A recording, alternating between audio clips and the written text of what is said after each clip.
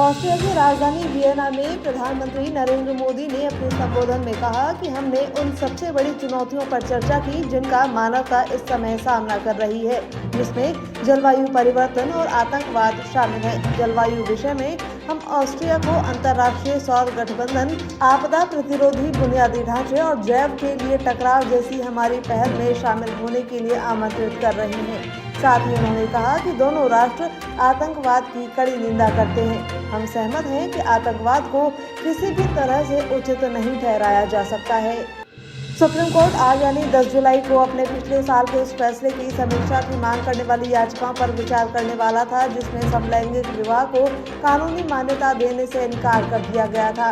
Supreme court को यह फैसला लेना था कि सुनवाई की जाए या नहीं, मगर आज की सुनवाई टल गई क्योंकि जस्टिस संजीव खन्ना ने सुनवाई से खुद को अलग कर लिया है। अब सीजेआई जस्टिस DY चंद्रचूड़ नई बेंच बनाएंगे। बता दें, समलैंगिक विवाह पर निर्णय की समीक्षा संबंधी याचिकाओं पर खुली अदालत में सुनवाई से सुप्रीम कोर्ट ने इनकार कर दिया था।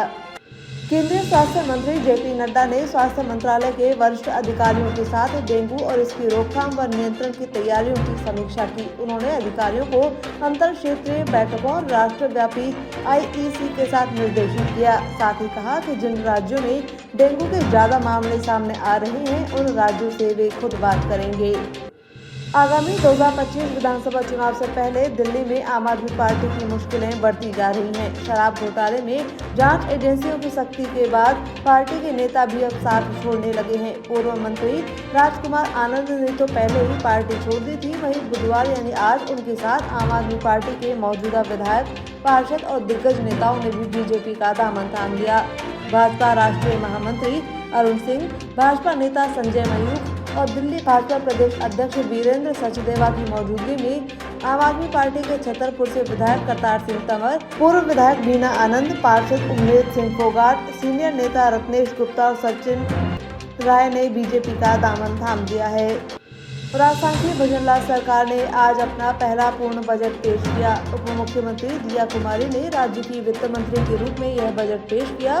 बजट में अगले 1 साल में 1 लाख रोजगार देने, लखपति दीदी, 9 greenfield express highway, ERCP, Yamuna जल और मेट्रो को आगे बढ़ाने, स्टाम्प ड्यूटी में छूट, नई MSME नीति, नया वैट अधिनियम, किलों और धार्मिक स्थलों का कायाकल्प, रोडवेज में नई बसें और कार्मिकों की भर्ती, डॉक्टर्स और नर्सिंग कर्मियों की भर्ती जैसे कई बड़े ऐलान वित्त मंत्री ने किए। हालांकि OPS, बेरोजगारी भत्ता, स्वास्थ्य बीमा की राशि बढ़ाने जैसे मुद्दों पर बजट में कोई घोषणा नहीं की गई।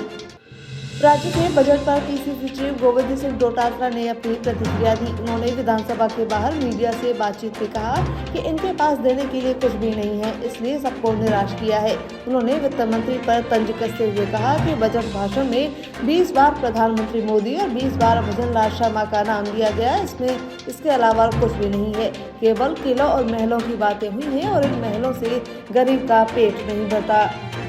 वहीं कांग्रेस विधायक सचिन पायलट ने बजट पर प्रतिक्रिया देते हुए कहा कि मुझे उम्मीद थी कि प्रदेश में बढ़ रही बेरोजगारी और महंगाई को लेकर कुछ बड़े कदम बजट में उठाए जाएंगे, लेकिन बजट भाषण सुनने के बाद प्रतीत हो रहा है कि सिर्फ खानापूर्ति की गई है, कोई ठोस कदम बजट में नहीं उठाए गए।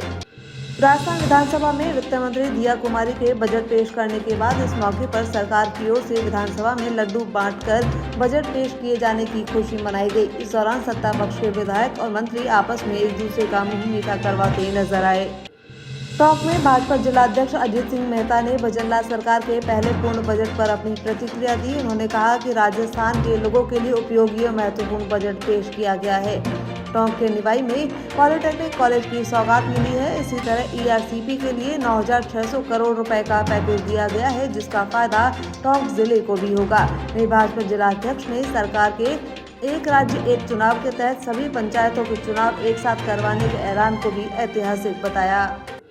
करौली के सूरौत में पर्यावरण अमृत महोत्सव योजना में 1500 पौधों का पूजन और रक्षा सूत्र बांधकर पौधारोपण किया गया। हुक्मीखेड़ा के राजकीय उच्च माध्यमिक स्कूल के प्रधानाचार्य राजेश कुमार मीणा ने सराहनीय पहल करते हुए स्कूल में अध्ययनरत विद्यार्थियों के अभिभावकों को बुलाकर पौधों का महत्व समझाया। साथ ही विद्यार्थियों को पौधे को अपनी मां की याद के रूप में लगाने का प्रण भी दिलवाया।